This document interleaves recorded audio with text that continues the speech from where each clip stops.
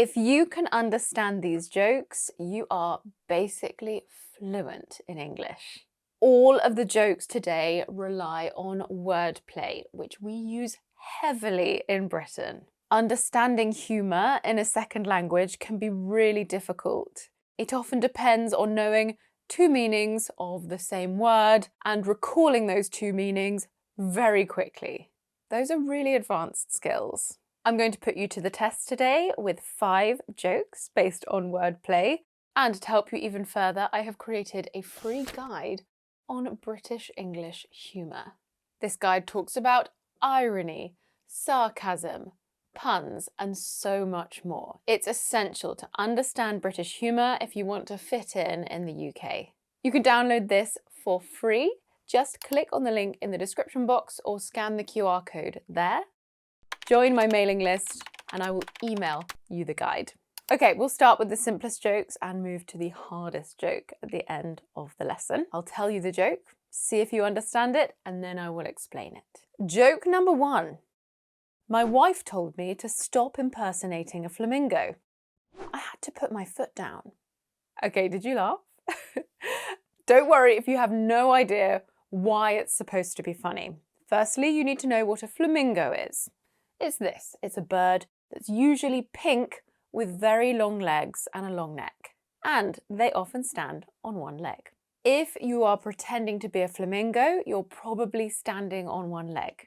So to put your foot down literally means to stop doing the flamingo pose and place your foot on the ground so that you're standing on 2 feet.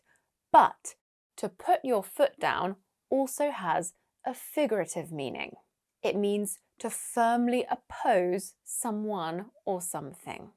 So in this case, we can imagine that the person says, I won't stop.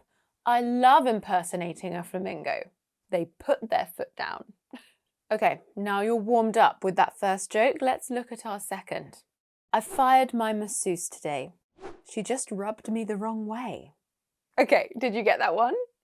This relies on the literal and figurative meanings of to rub somebody the wrong way. Before we get into that, do you understand the verb to fire?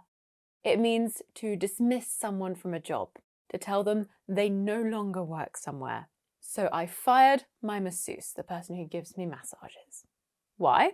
Well, a masseuse literally rubs you during a massage. So if my masseuse rubbed me the wrong way, I always imagine someone stroking a cat the wrong way, against the direction of their fur. Most cats don't like this. I did have a cat that loved it.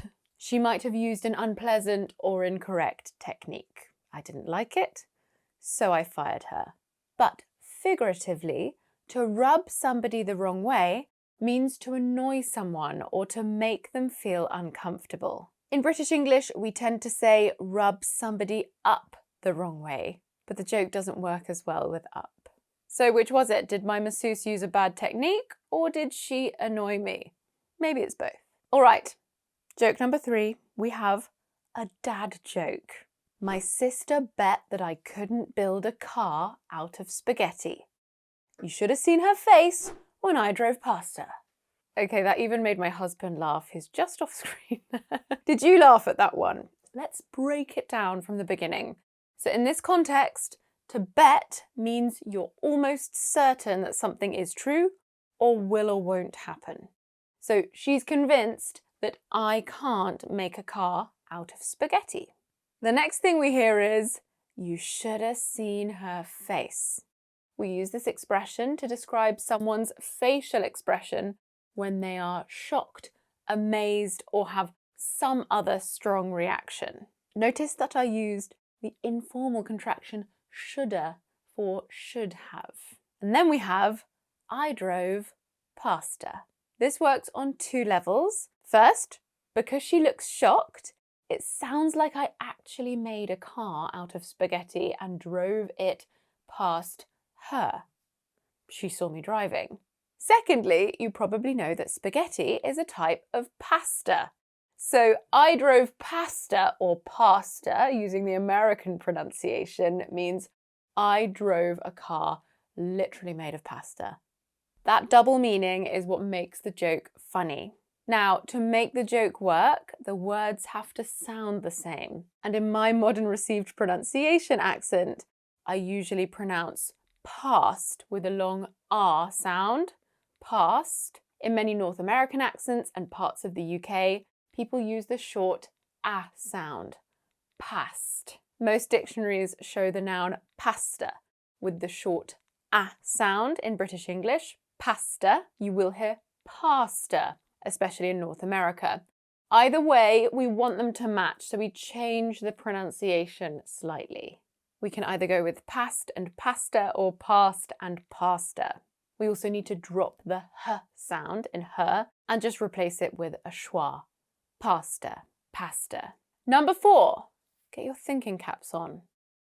Why don't scientists trust atoms? Because they make up everything. So this is another typical dad joke, especially if your dad is a scientist like mine. It relies on people having a basic knowledge of physics or chemistry and the double meaning of the phrasal verb to make up. First, let's go back to Physics 101. What's an atom? Well, it's the smallest unit of any chemical element. They literally make up everything. Everything consists of atoms. Everything is made up of atoms. To make up means to constitute or form. So atoms make up all matter in the universe, including our bodies, the air, water, rocks, and stars. So what's the joke?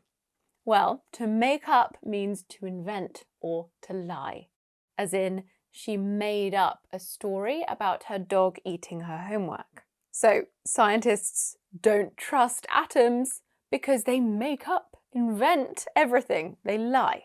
Okay, I promised you that the last one would be really hard. So if you get this, your English is amazing. Are you ready? A termite walks into a bar and asks, "Is the bartender here?" I love that one. So the setup of this joke is very common in English-speaking countries. Someone or something walks into a bar. I wonder if you have a similar setup in your first language. Well, we have a termite walking into a bar. And first things first, a termite is a small insect that usually lives in hot places. An important thing to know for this joke is that termites eat wood. They can cause a lot of damage to wooden buildings and furniture. So a termite enters the bar and asks, "Is the bartender here?"